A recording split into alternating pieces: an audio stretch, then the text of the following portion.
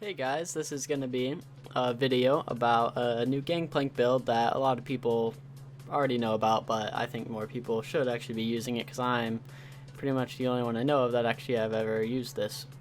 So as you can see on the right side of the screen, this item build is going to be much different than the typical Gangplank build, as it will be a lot more tanky and you're building bruiser items. Okay, first, before we actually know what you're supposed to build, we should probably know when you should build this. I like to run this if I'm either behind, like really behind, like normally Gangplank gets behind anyways, but if you're like 0, 3, or 1 and 4 or something like that, I would recommend going this build because it can really like increase how useful you are to your team, because if you're going like full damage and you're really behind, you're just not going to be very useful. Okay, also you can go this build if your team is like full damage, like you have a Vayne ADC, like Kha'Zix jungle, and like Rumble top, or something else mid in your top. You should probably go this because your team needs a tank, and this will make you much useful, or very useful for your team. So okay, so going over the build, you first go Trinity Force, which is standard, and you just need that so you actually do some damage and so you can farm, because that's still really important on Gangplank. Then you go into either Ninja Tabby or Mercury Treads. I've just put Ninja Tabby up there because I prefer them, but you can choose, and based on who you're playing against, you can pick whichever one you want. And then you either go Randuin's or Spirit Visage, depending on which damage output the enemy team has more of, or whoever you're laying against, you just kind of decide.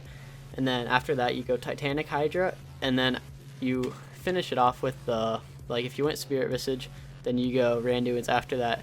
If you went Randuin's, then you go Spirit Visage, and then you finish your final build off with Asterix Gauge. So this build overall makes you way more tanky and actually way more useful, because normally on Gangplank you need 3 items to be useful, like in a team fight. But with this build you only need 2, because you can have decent damage while also being able to soak up a lot of damage for your team. So it really helps you with like a mid-game power spike. It helps you like be more useful, and you hit your power spike faster. And this build will actually do a surprisingly amount of damage, so it can actually be really good. And also the enemies a lot of the times won't like expect you to be so tanky, so you can also catch them off guard with this. Okay, so next I'm going to go over the playstyle. And the playstyle of this build is a little bit different. 1, because you're tanky, and 2, because we take into consideration the fact that if you're going this build, you are most likely not doing the best early game. As you see in some of these clips that I've been playing, I have a bunch of deaths, which isn't good. So going over the playstyle, you want to play, first off, right when you're decide to go this build, you just want to wave clear under your tower for as long as you can.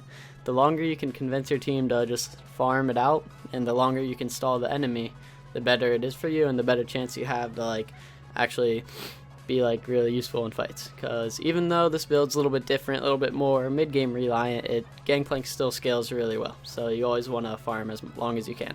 So that's the first point. It's the same as a normal Gangplank, just farm as much as you can and hold off as long as you can.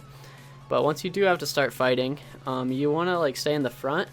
And a lot of times what will happen, because the enemy team doesn't expect you to be so tanky, they'll engage on you, as in some of these clips that happens. So once they engage on you, it's not really smart by them, because they don't really understand that you're a tank, and you can just pretty much tank all their frontline damage and all their initial burst.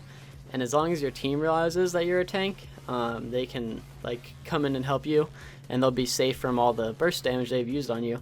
So even if you do die at the front of a fight, you'll still live, and they'll use tons of stuff on you, and you'll hopefully be able to get your ultimate off before, which will do a pretty good amount of damage, because if they're all engaged on you, it's really easy to get a good ult.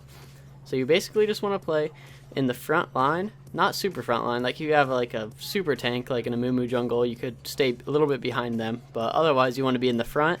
You kind of want to bait the enemy to go in on you, because it's really good for you if they focus you. But if you do, like if your team does get caught out, like your carry, you don't really want to fight, but you can defend towers really well, because you can still wave clear with your Trinity Force, but they won't be able to kill you. So you can defend towers really well as long as they're not super fed. So just play more like a tank, more like a bruiser. Play pretty much like you're an Irelia. Try and get to their backline while also soaking up damage, and that will really help your team be able to do a lot of damage because they'll be safe behind you, and it'll also bait the enemy into focusing you, and the fact that you're playing Gangplank and are way more tanky than they expected will also bait them into focusing you. So it can be really effective, but one thing, you definitely gotta remind your team that you're a tank, because I think I said that before, but it's really important because a few times the team does not realize I'm a tank and they just let me die like they would a normal Gangplank that got caught out. So just make sure you communicate with your team, and that playstyle should work for you.